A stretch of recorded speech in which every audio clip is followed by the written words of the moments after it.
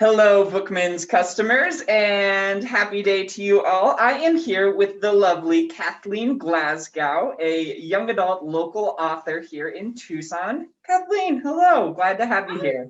Hi, everyone. Thanks for having me. Awesome. So we're going to ask you a couple of questions here and there about your experience as an author and some of the books you have written. So go ahead and tell us about yourself and your novels. So I grew up in Tucson. I moved here when I was 11, and then I lived here for a long time, moved away to Minnesota for a while, came back. Now I'm here, and my first book is Girl in Pieces, which is about Charlie Davis and takes place in Tucson and incorporates real Tucson places like 4th Avenue and Armory Park and real restaurants and coffee shops. And my second book is How to Make Friends with the Dark, which is about a girl named Tiger Tolliver whose mother dies suddenly when she's 16. And that takes place in a fictional town sort of by Sierra Vista, but also takes place a little bit in Tucson because I love putting Tucson in my books. I think that Tucson should be in more books, and that is my goal. I love that. I've never seen that cover art for How to Make Friends with the Dark. That is beautiful. Yeah, this is the paperback. Okay. Yeah, So this is my personal copy I brought in. Yeah, the paperback is really nice. It came out last year, so. Very cool. Well, congrats on that. That's awesome. So when did you first realize you wanted to be an author? So I get asked this question like a fair amount, and I just think I didn't really have a watershed moment. I learned very young, and my mother took me to the library like every week when I was little, and she let me like check out whatever I wanted to read. She let me read the books that she was reading. And I just, from a really young age, like I wanted to be the person that created that world. And so writing for me as well, especially later as I began to suffer depression and from other issues, like that was a real solace for me to be able to express things on the page that I couldn't express verbally. That's amazing. I did start out writing poetry, and I actually have a degree in poetry. And so I came to fiction a little bit after that. Okay, wow. And so why did you choose the young adult genre? When I started writing Girl in Pieces, I didn't really think about, is this going to be a book for teens or is this going to be a book for adults? It was just about a girl who's 17 who is going through self-harm, right, and a variety of other really tough things. And the story, it's not inspired by my life, but there are things that happened to Charlie in the book that happened to me, particularly self-harm and depression. And I wanted to write about that because I didn't see that in any books where that was being discussed. And so I didn't really think about what audience it was for. And I actually think that helped me while I was writing the book because it deals with such a difficult topic that not a lot of people are comfortable talking about, which is self-harm. I think that if I had thought about it while I was writing it, like what audience it was for, that might have steered me in a different direction, like maybe softening some of the things that happened. But because I was alone and I never thought it would get published, and it took me like 9 years to write it because of life stuff and having kids and jobs, and I was really left alone to really explore like what she should go through and what the book should be. Oh, sure. And then I mean, the fact that you didn't have a specific, demographic that you were writing to, it opened it up to, people who are older and also people who are younger. So it's a connection that you can make just because of the various experiences people go through, which is, I think that's incredible. The response to the book was really interesting because they started calling it what they call a crossover book, because a lot of adults were reading it as well.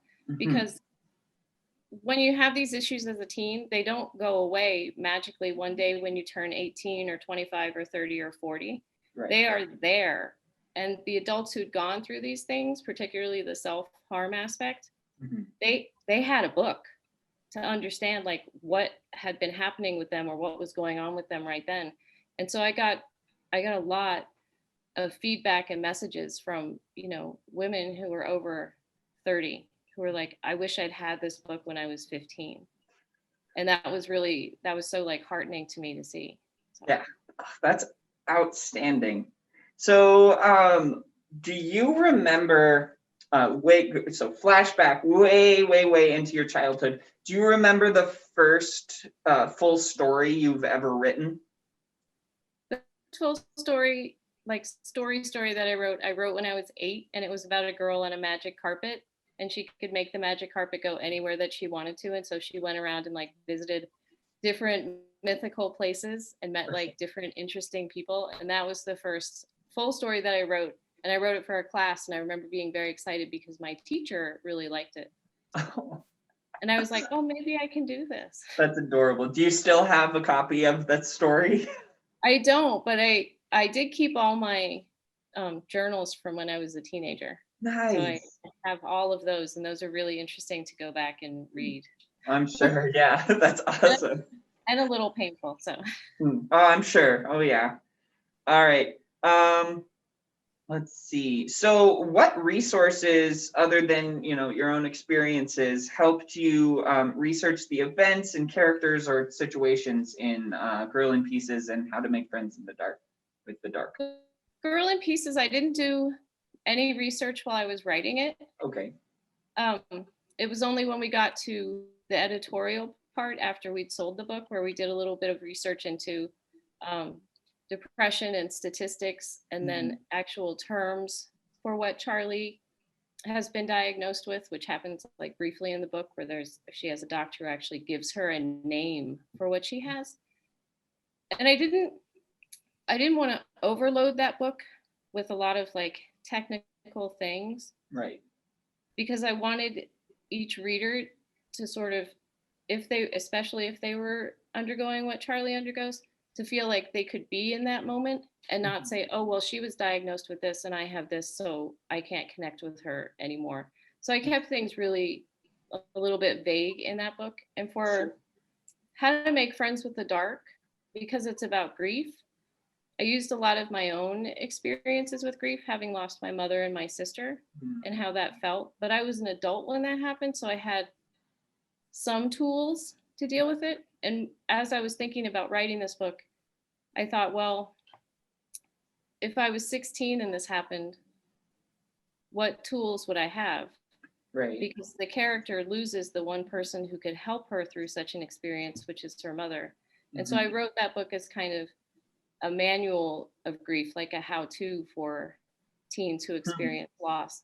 And I did do quite a bit of research on that, like on teen support groups and death statistics. And just sometimes the research has to be little, like how much does an obituary cost if you put it in the newspaper? Right. And, what happens to the body when this happens, or what are domestic abuse statistics? And particularly for that book, I did do a lot of reading about foster kids because Tiger ends up in foster care. Right. And so I read a lot about the foster care system, and I read a lot of blogs by former kids who were in the system. And so that really informed me writing Tiger's experience and also the experiences of the kids that she meets. Right. Yeah. Wow. So over the years, have you noticed any evolution in the way that you write, or has any of that changed? I write best when I'm not on social media. Like, okay. I didn't get on Twitter and Instagram until we'd sold Girl in Pieces, and then your publisher says, oh, okay, you should go on there. And when I think about it, I don't think that I would have written Girl in Pieces at all if I had been on Twitter. I think I would have been too afraid to tackle that subject. I think the evolution of my writing is that I'm getting better at sharpening stories. And in some sense, I don't know if that makes sense. But Girl in Pieces is written in 3 parts and not chapters, and it's like really long and kind of dreamy and painful at the same time, which I think springs from my background in poetry. And then How to Make Friends with the Dark, the structure is like day by day as she's going through the initial 3 months of grief. Right. And that was a really hard structure for me, and I didn't really like it, but then it was too late.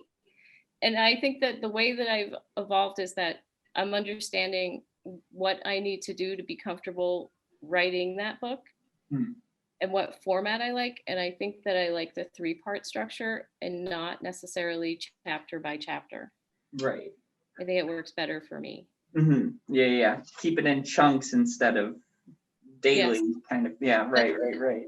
I co-wrote a book with a person this summer for teens, and it was a great experience. And I had to tell her like right away, listen, I physically don't like typing chapter. Can we just put like an asterisk after we end something, and then we'll add the actual chapter part later? Because I'm like that. It really just like it seems abrupt to me, and it stops like my flow. Right. So, Huh. yeah. That's fascinating. How was that? Did it working with another author? Actually, it was really great, and it was fun, and we were both, because it's the pandemic and we were stuck inside, Mm-hmm. and we were like, well, what if we just started writing this sort of thing that neither of us has ever done before, that's a lot of fun, and what if we just write it for ourselves? And it was actually great because, one, I only have to do 50% of the work because it's dual point of view, and she was one character and I was the other one. And this was actually the first time that I outlined an entire book before I wrote it, because I'm what they call a pantser, where you fly by the seat of your pants. Okay.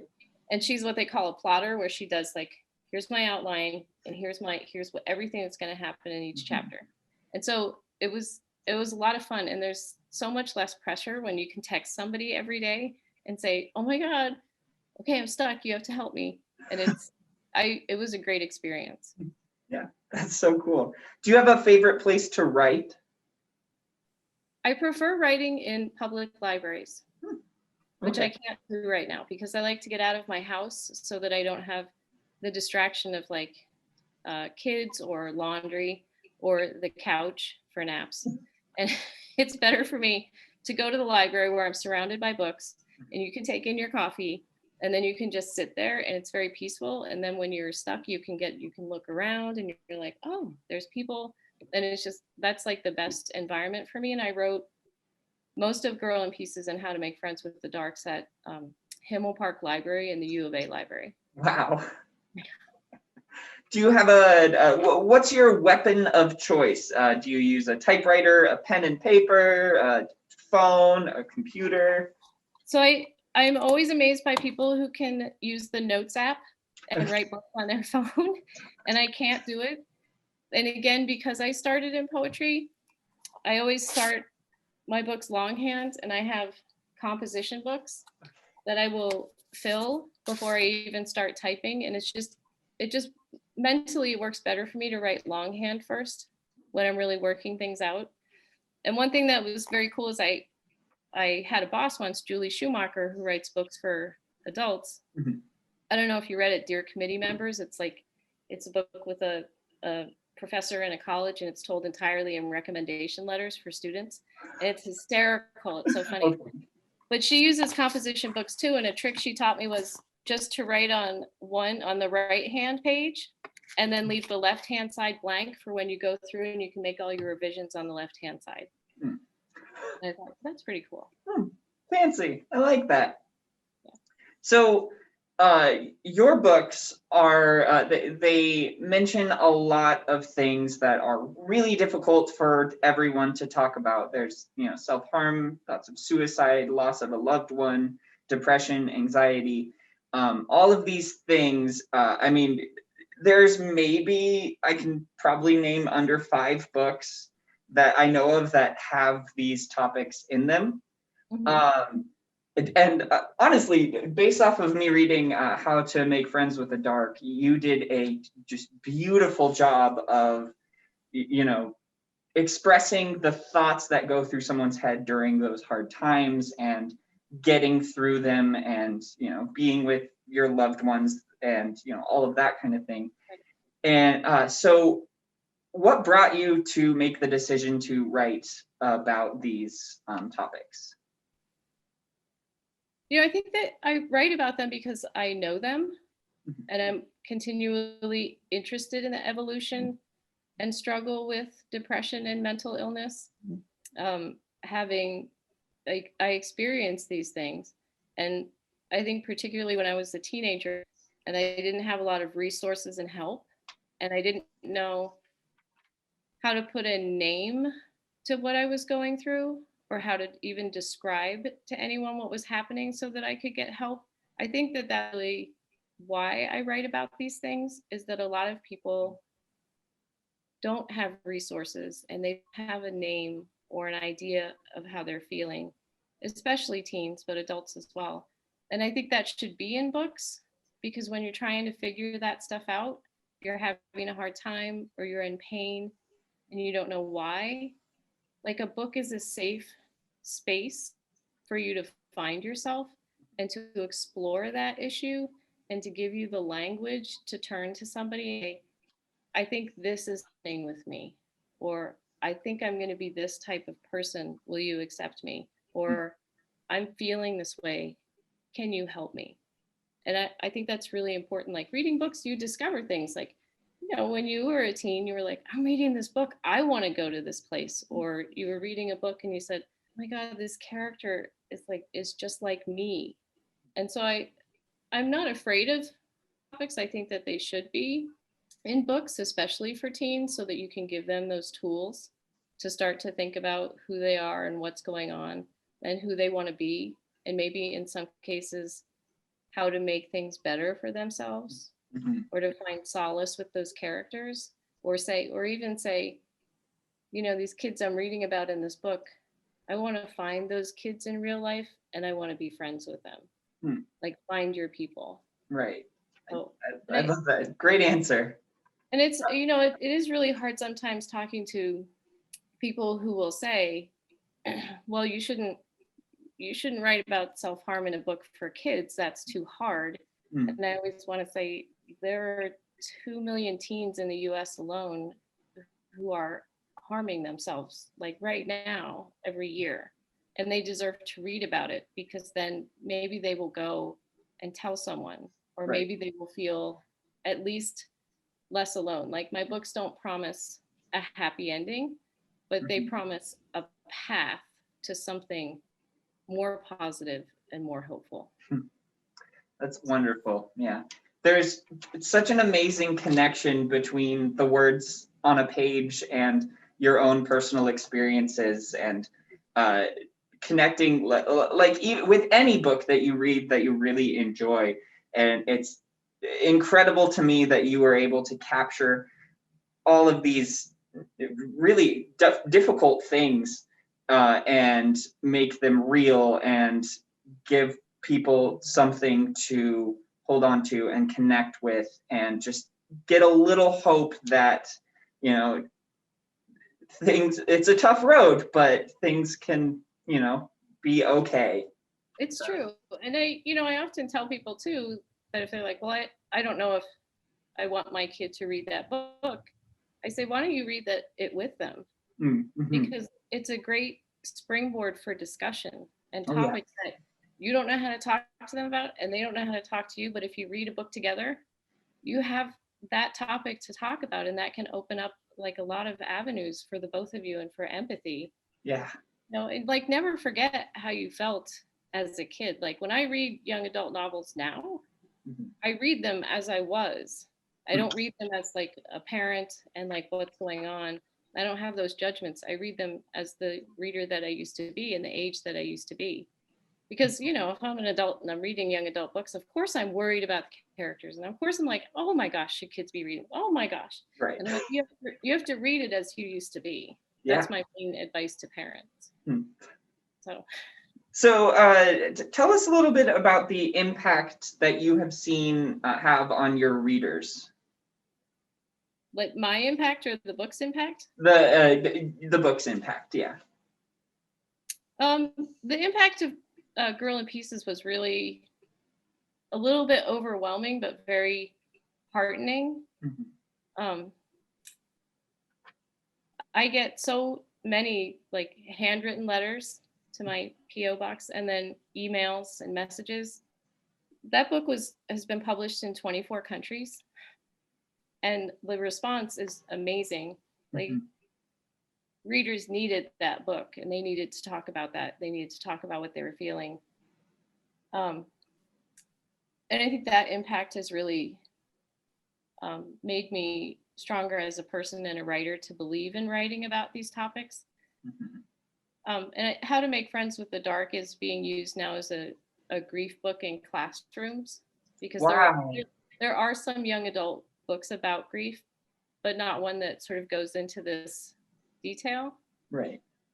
And so it's really, I think the biggest thing for How to Make Friends with the Dark that I didn't think about at the time was when I went on tour and I did a school visit, and I met a boy who was 15, and he had read the book, and he said, my dad has a TBI, a traumatic brain injury. And he's like, he just sits on the couch now, and he's not the guy who used to watch sports with me and like take me out off-roading. And I didn't understand that all this like anger that I feel and sadness was grief because he's still alive. And reading your book really helped me see that I'm grieving somebody who's alive. I'm grieving for the person that he used to be, and that it doesn't matter if a person has died or not. You can grieve for them in other ways. Sure. I never even I didn't really think about that. And so hearing those things is really important for me to see that, my words have reached people in some way. Yeah, that's amazing. And they will continue to do so, I'm sure, with things that you publish in the future and just the ongoing 2 books that you have out. I mean, I was moved by How to Make Friends with the Dark, and I can't wait to dig into Girl in Pieces. But so what is the most common criticism you hear about your work? I would say that common criticism is also the thing that draws readers to the book. You're talking about these things, they're not appropriate for teachers, but the teens who read them say, going through them, and I want to read about this, and you're telling me that what I'm experiencing is not appropriate. What kind of message is that to send to, especially to a young person? Yeah, absolutely. They're so impressionable with what their peers will say, and having access to a book like that and then being told like, no, you can't read that. That's horrible. It's a slippery slope. And if you go on Goodreads and you read like people's comments, and I love Goodreads because anybody can post, like, great, you can like post your review. I'm really glad people are reading. But I would say that for How to Make Friends with the Dark, like a common criticism is that it's not really a book for teenagers, and they recommend it for a more mature audience because it's so heavy. And I'm like, well, what would you like that 14-year-old child who's lost their parent to read then? Right. Because death is heavy. Yeah. There's no like age limit on grief. And so the argument doesn't really stand to me. And again, when I was younger, I read whatever I wanted. Like I read adult books, I read anything. Like my mother didn't keep like me in a little reading corral and say, you have to read this. I mean, I read a lot of things that a lot of people would probably say are not appropriate for a teen. So I learned quite a bit. I read her books, and she was reading these really sexy books written for adults. But through that, I learned about like pleasure.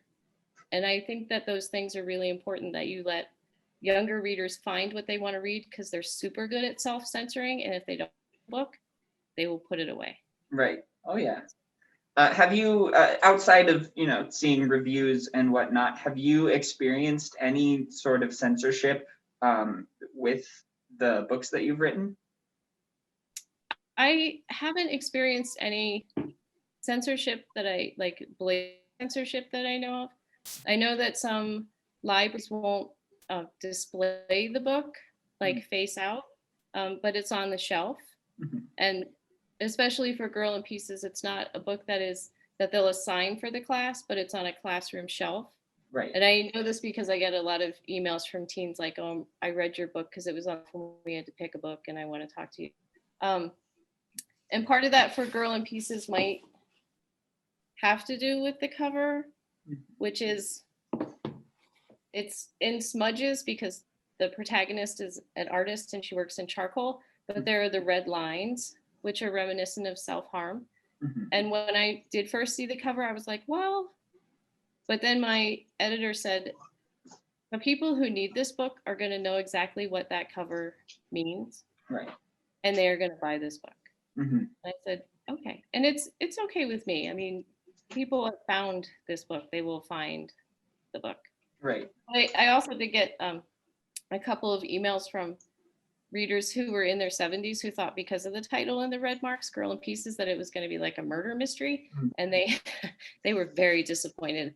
They like, I like what you wrote. It was very sad, but it's like,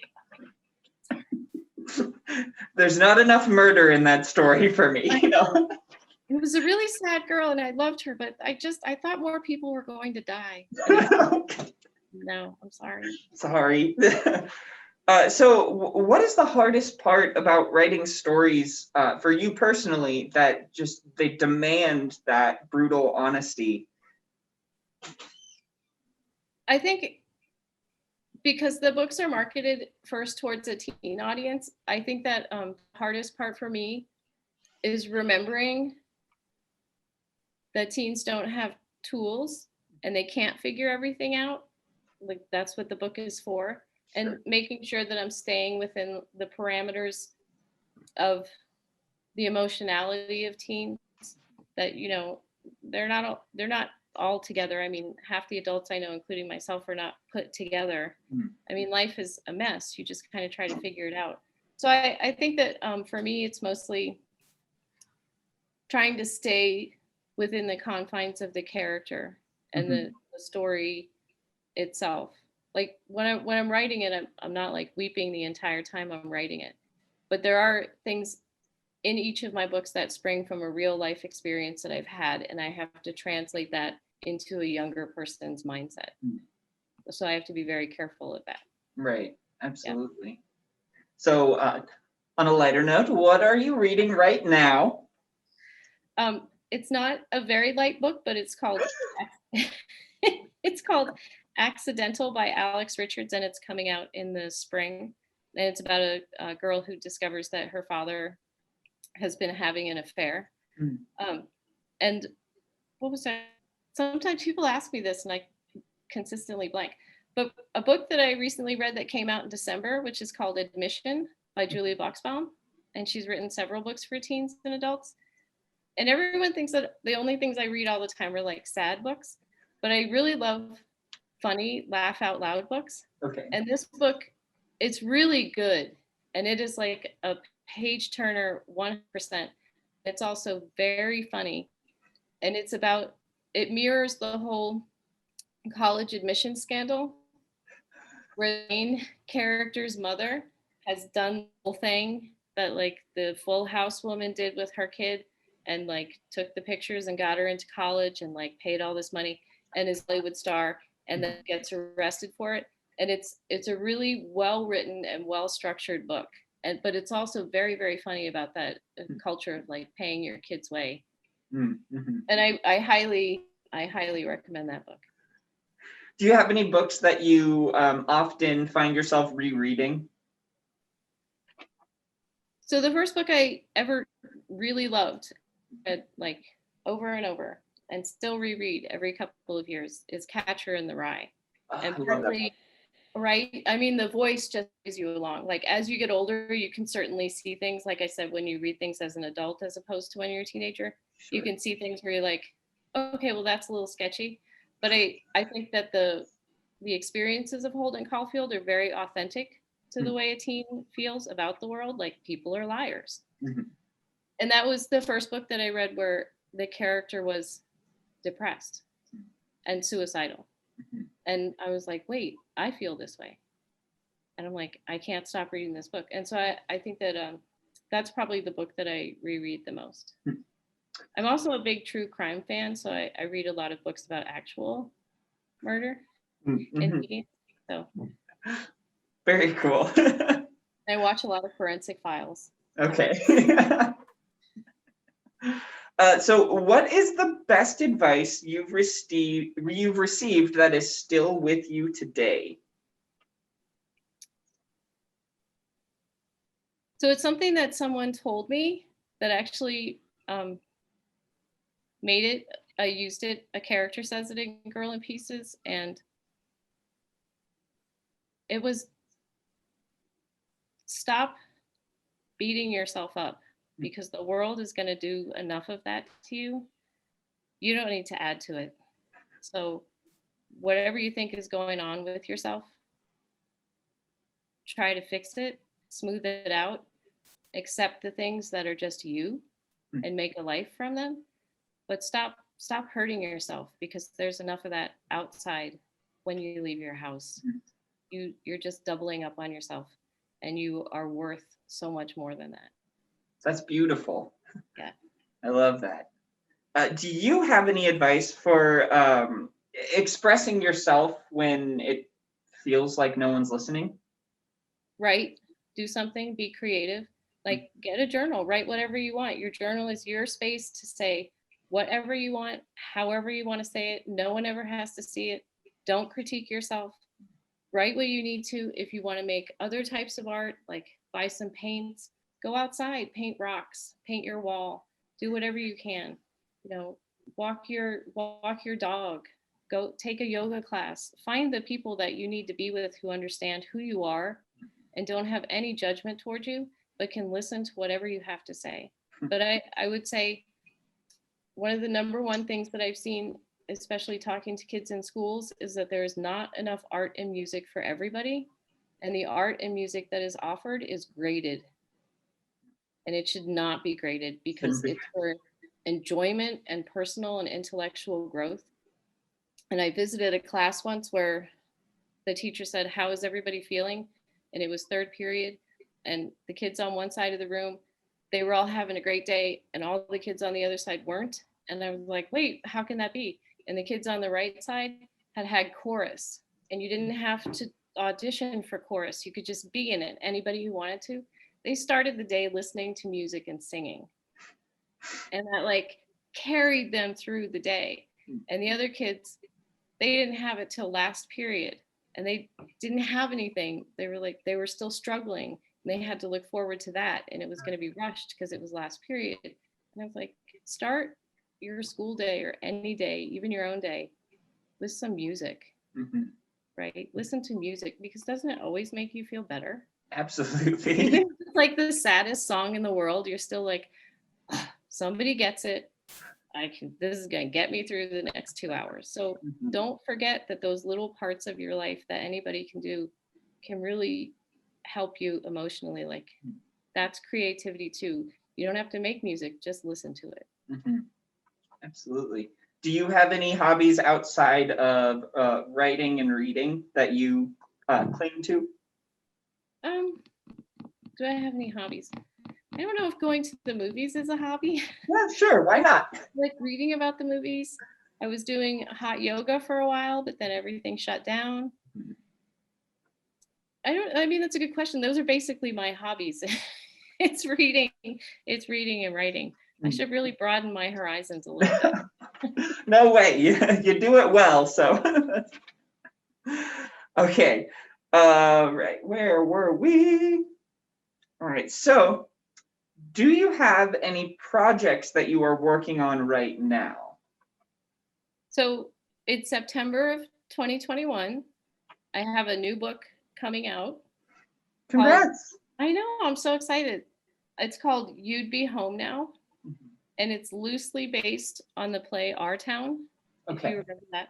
And it's about a girl named Emmy, whose brother Joe has returned to rehab, and she is tasked with being his keeper and keeping him out of trouble, while also trying to keep the secrets that she had from everyone else, because she had to live a double life with someone who is dealing with someone who's addicted. And so I wrote from Emmy's point of view instead of Joey's point of view, because I do have experience with addiction, and I decided to write from Emmy's point of view because I met a lot of kids on my journeys who were struggling with a family member who was struggling with addiction, and you know that the issue is so prevalent like in today's society. And a lot of these kids felt like exist in there, invisible because the family was centered around that one person's problem. And they felt like no one is even listening to me, but they feel guilty about it. Something that you feel like, I am, but you're only paying attention to this. So you develop your own ways to compensate. It's about that issue. So it's another worker, I would say. And then in 2023, I have another book coming out called The Glass Girl. A teen girl's struggle with alcohol, and it takes place largely rehab, and it takes place all in Tucson. And I'm putting more places in there. I was excited about that. Like the Reed Park Zoo shows up, and Bobo's. Have you been to Bobo's? I have not been to Bobo's. It's a breakfast cafe on Grant, and I love it there, so I put it in the book.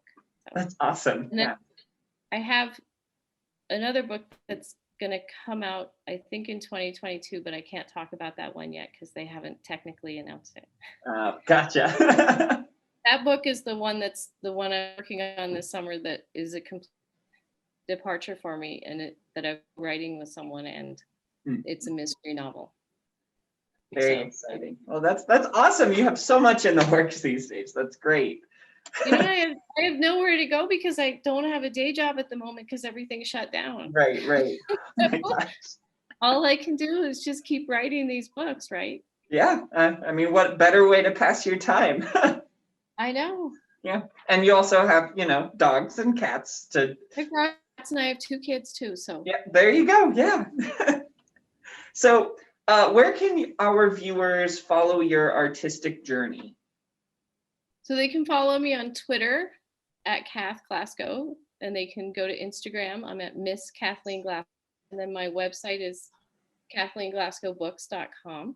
And I'm always happy for people to friend me and follow me and talk to me, emails. And if you go to my website, you can find my Girl in Pieces email, and I will answer all your questions, but I won't do your school homework for you.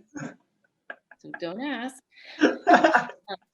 And I'm always happy when people reach out or ask for writing advice. I'm always happy to answer. Amazing. Yeah. I mean, it's not common that an author will, keep that open communication with their fans. So that's really amazing. And it's cool that we live in a technological world where that is super possible too. It takes me, like, if you send me an email, it takes me like maybe a month or 2 to reply, but I respond to everyone. And if you write a letter to my PO box, I write back to you. So I will write back to you. I think that's cool. I mean, if you wrote to an author, the biggest thrill would be them writing back to you, right? Oh yeah, that is very true. So I'm totally happy to engage that way. Awesome. Well, Kathleen, thank you so much for doing this with us. I had a wonderful time. Of course, check out her website, check out her social medias. She is just an all-around wonderful person. So, yeah, thanks for tuning in. Thank you so much, James. And I love Baby Yoda. Oh,